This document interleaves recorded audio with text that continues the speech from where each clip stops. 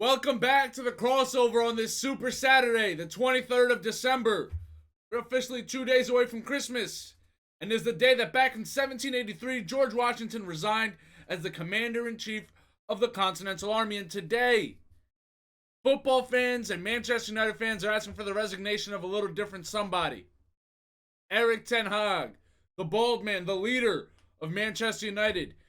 As today, Manchester United had another pitiful performance at West Ham, losing 2-0. And it just seems like a season where nothing is going right for Man U. Were they the better team on the day? Maybe. Did they create the best opportunities? Maybe. But did they put the ball in the back of the net? No. And that's been kind of the story this whole season. Manchester United have 18 goals in the Premier League this season. Tied for second worst. Just let that sink in. Tied for second worst with 18 goals. They had a good amount of opportunities late in the first half. Garnacho 1v1 versus the goalie. I say 9 out of 10 times. Garnacho's going to net that one, but he doesn't. Then, a couple minutes later, he tries to feed Bruno Fernandes, who would have had an easy goal, but the pass doesn't get through. There just seems to be a lack of something. Anthony had a shot from outside the box, half-hearted shot. Kind of tested the goalie, I guess you could say. They go into half 0-0. They come out in the second half. Again, a very tough game. Is Manchester United controlling possession? Yes. Are they putting the ball in the back of the net? No. Manchester United needs somebody up top. Somebody who has personality. Somebody who's a leader. Somebody who's going to put the ball in the back of the net. Dare I say somebody like Cristiano Ronaldo. They're missing that poise. They're missing. They're just missing. They're missing. It's not good. It's not good. 70-something minutes, 72nd. West Ham, beautiful play. Beautiful play by Paquetá. Perfectly weighted ball over the top. Jared Bowen, near post. Onana kind of gets to the ball, but then the rebound hits Bowen back on the knee, gets into the net. And then a couple of minutes later, Manu, however you say his name, fourth ever appearance in the Premier League. Starting at midfield for Manchester United. The ball is passed in, I believe it's from Shaw or one of the defenders, maybe Johnny Evans. He can't control the pass. The ball gets to Kudos. Kudos comes in, scores a second, and that's the game. But there's so much more here that we have to talk about. And I hate to be that guy. I've been anti-Ten Hag for a while now. But you look at Anthony Elanga. Anthony Elanga, a player who last year was providing some of that spark for Manchester United. The fans were excited about him, singing his name. Couple of big goals. Anthony Elanga this season has more goals than Garnacho, Rashford, Anthony, and Højlund combined. You look at Manchester United players. Bruno, 3 goals. Rashford, 2 goals. Martial, 1. Garnacho, 1. Anthony, Sancho, Mason Mount, and Højlund, all with no goals on the season. Again, 18 goals scored in the Premier League at Christmas. That is just unacceptable for any team trying to compete, any team trying to do anything. But even more unacceptable for a team like Manchester United. Manu playing in the midfield, 4th ever appearance. Where's Amrabat? Isn't this one of the guys that you, Erik ten Hag, went out to get? Isn't this one of the guys that was supposed to do something in the midfield? Casemiro, I think he's injured. I don't even know at this point. Is he injured? Does Ten Hag not want to play him? I believe he's injured. Sir Jim Ratcliffe, I believe it's how you say his name, who's now coming into the ownership of Manchester United. He's going to buy up 25% of Manchester United. And I think that this is one of the saving graces, one of maybe the light in the darkness. Comes out and says that there was a lot of resistance on that Casemiro transfer. And now you think about that Casemiro transfer now, and getting Casemiro is the reason that you couldn't go get a Declan Rice. It's the reason that you couldn't go get a Harry Kane. And then you look at Anthony, and Ratcliffe came out and said that Anthony cost them 60 million more than the evaluation that Manchester United had. 60 million more. And now you look at what Anthony has turned into. A fidget spinner. You look at Erik Ten Hag, fell out with Varane, who is one of the biggest defenders, presence, most important defenders that United has. He falls out with him. Now he's no longer even in the lineup, let alone the starting lineup. He fell out with Sancho. You look at Sancho, he could do at least what Anthony's doing, because Anthony's not scoring. So even if Sancho doesn't score, you're not missing out on much there. And Sancho wouldn't cost you anything. And Sancho's a player that the fans like. A homegrown kid, an English kid. You save all that money from the Anthony transfer, now you're back in the race for a Harry Kane. For a lethal scorer up top. Ronaldo, obviously, we all saw that saga. Everybody blamed Ronaldo. Ronaldo was the problem. Now everybody's proven that he was right all along. That it wasn't a Ronaldo problem. It was a Manchester United problem. It was an Erik Ten Hag problem. And you're yet to find a replacement for him. Without Varane, you're playing Johnny Evans and 19-year-old Kambwala at center back. You're starting Johnny Evans in 2023 at center back, all because you have a problem with Varane. And now Varane seems to be on the way out. So who's the long-term replacement there at center back? You're going to tell me that Johnny Evans next year is also going to be the starting center back? We already talked about Amrabat. And now I want to take a look at all of Erik Ten Hag's signings for Manchester United. Malacia, he proved out to be good. He was a good player. He's injured right now. Christian Eriksen, you're not using him. Why isn't he in the starting lineup over Mainu? Who's the reason that you conceded both of these goals today? Lisandro Martinez also turned out to be good. Injured, I believe, as well. Casemiro, is he a make-or-break player? No, but I think he was brought in to be a leader. But why not invest in a younger player? Why not try to build something? You look at Arteta at Arsenal. Everybody's comparing, oh, Arteta finished 8th and finished this and finished that. But Arteta was building a program. Arteta was bringing in young players, making a system. Ten Hag is spending all this money on Casemiro. Well, yes, he's going to be good for right now, but you're not building anything on him. Anthony, we all saw how that turned out. Dubravka, his loan was cut short because he wasn't even getting playing time. Weghorst, we saw how that turned out. Butland, never even started for it, never even put on a Manchester United shirt. Sabitzer, we saw how that turned out. He's gone as well. It was a loan, but he's gone now. Mount, 0 goals. Onana, we see the struggles that he's having. Johnny Evans, I guess, the one that's paying off the most out of all of these this season. Deer, the backup goalie, 0 appearances. Again, you look at Arteta, Ramsdale's going through a little bit of a problem. No worries, I put in David Raya. Or are you not confident in the guy that you went to go get? Amrabat, who's now not being used. Reguilon, who gets used, what? Once every 5 games? I don't see Erik Ten Hag's long-term vision. I don't see anything here with Manchester United. Who are they building off of? Who is that guy that they're going to build off of? Garnacho, who came onto the scene and now is taking over? And now that's the guy that you're going to build off of? I personally just don't see it with Ten Hag. I don't see the vision. I don't see the plan. I don't see nothing. I know that he was saying that he's going to go out and get more players, but you look at the players that he signed, and which one of them really turned something around? It seems to me like he's just going back to the Ervedurs and picking up players like Malacia, who, yes, played well. He's just going back to players that he's already coached and trying to bring them to Manchester United. That's not the point. The point isn't you get to be Manchester United, now you go pay favors to all of these players. That's just not how it works. Now you look at where they stand now. Christmas, 6 points out of Europe. 8 after the City game, because City has a game in hand, so if City wins that game, then you'll be 8 points out of Europe. You're out of Europe this year already. You got destroyed by Newcastle in the Carabao Cup. You have Wigan in the FA Cup. Hopefully they beat them, because if they don't, then that's definitely going to be the last straw there. And you look at your next couple games. Villa, Forest, Wigan, Tottenham, Wolves, West Ham again, Villa again. Bleak days ahead for Manchester United, but Erik Ten Hag, to me, he's got to go. And even on top of all this, Manchester United given a 1 out of 5 for food hygiene after serving guests at a corporate event raw chicken. Seems like Manchester United can't cook on nor off the pitch. Let's move over now to some better stories. Arsenal versus Liverpool, the battle between the 1 and the 2 in the Premier League.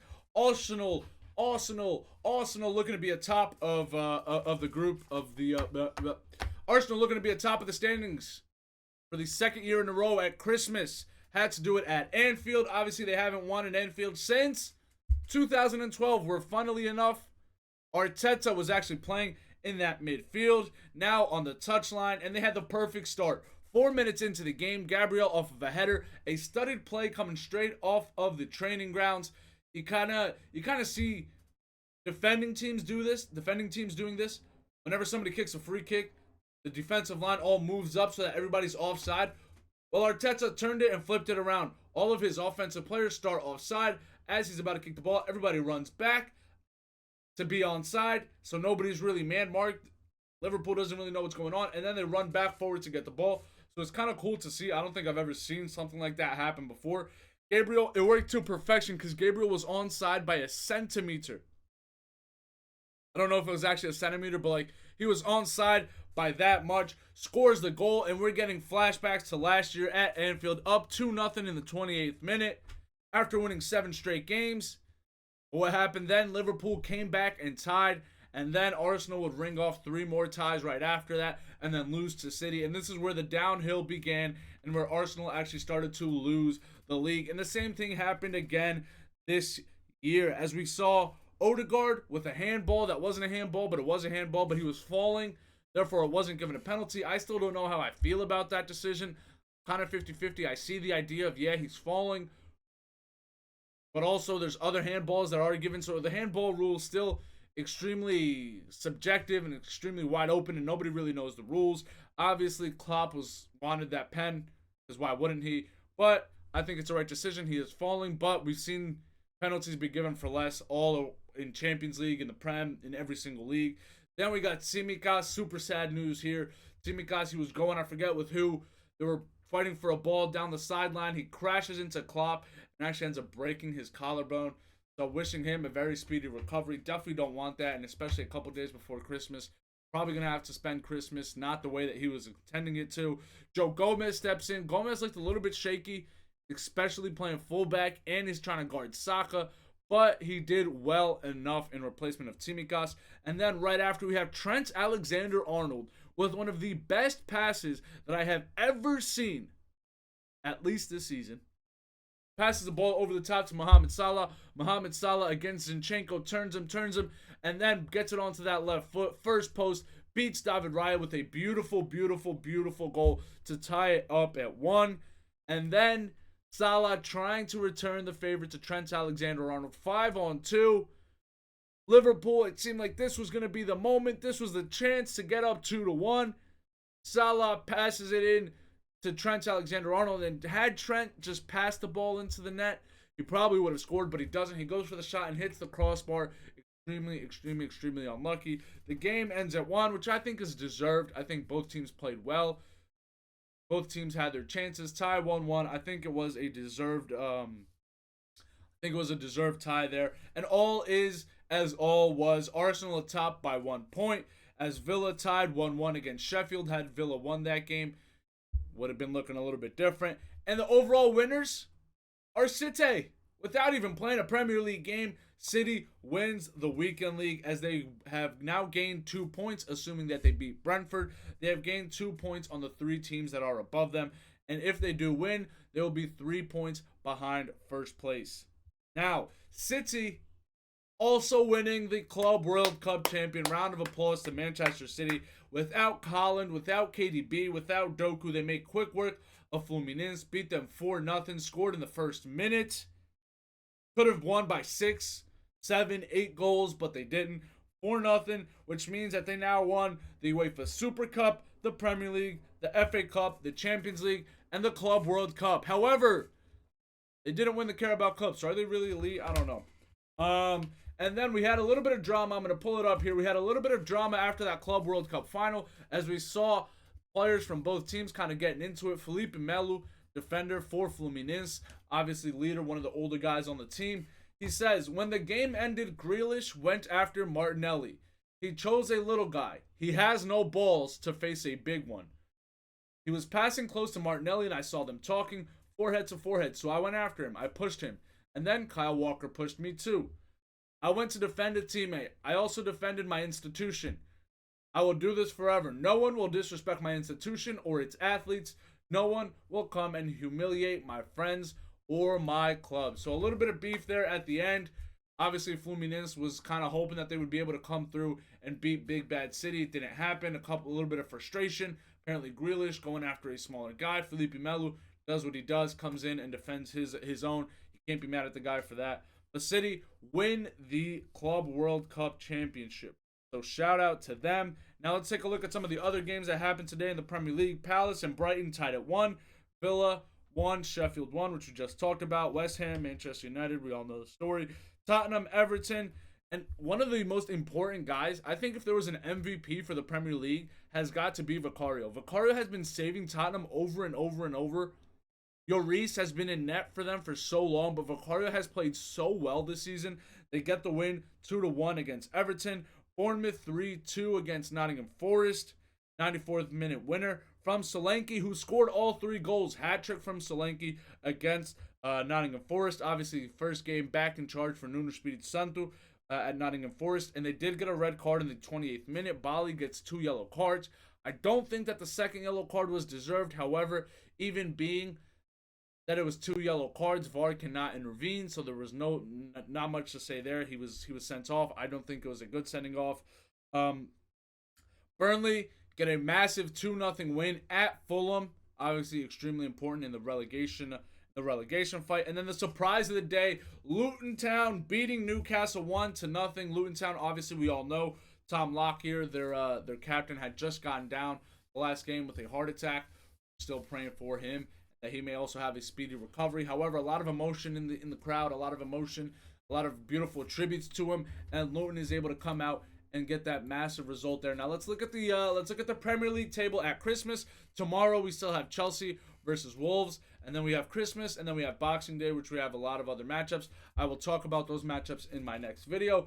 But for right now, the Premier League, we have Arsenal, Liverpool, Villa, Tottenham, City, rounding out the European spots. And we got West Ham at 6, just a couple of points, 6 points out of Europe. Newcastle, Man U, Brighton, Chelsea, Bournemouth, Fulham, Brentford, Wolves, Crystal Palace, Everton, Nottingham Forest. Everton obviously down here because of that 10-point deduction. And in the relegation fight, we have Nottingham Forest at 17th with 14 points with an extra game already played over Luton. So Luton, if they win their next game, could actually make it out of the relegation by a point.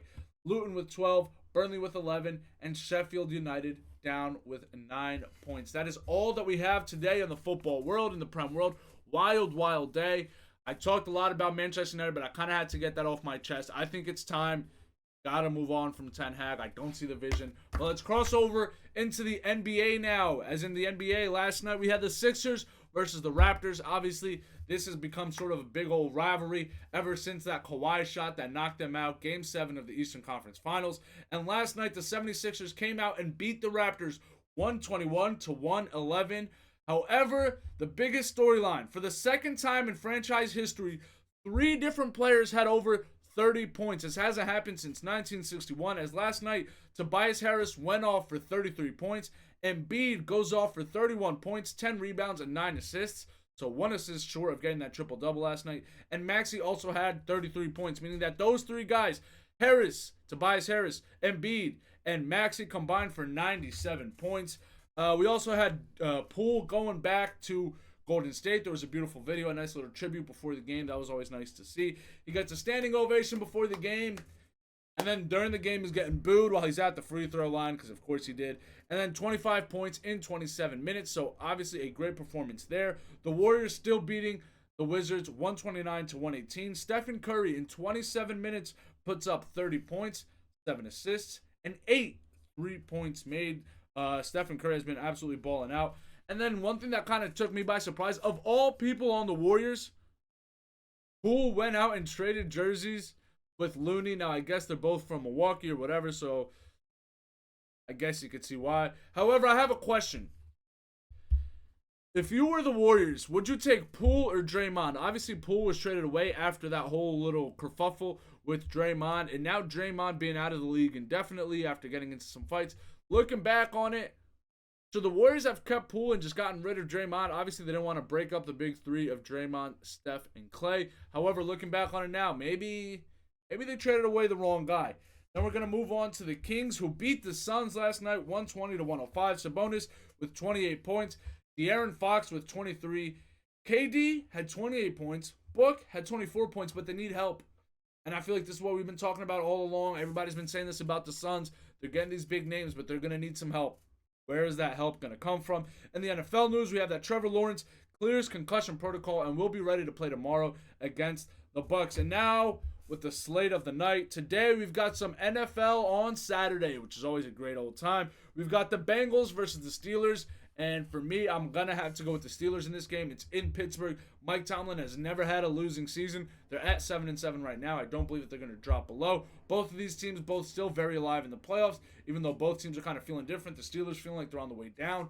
The Bengals feeling like they're on their way up into the playoffs. However, with Jake Browning, I just don't see it happening. Maybe if the game was in Cincinnati, but in Pittsburgh, I think the Steelers are going to take this one.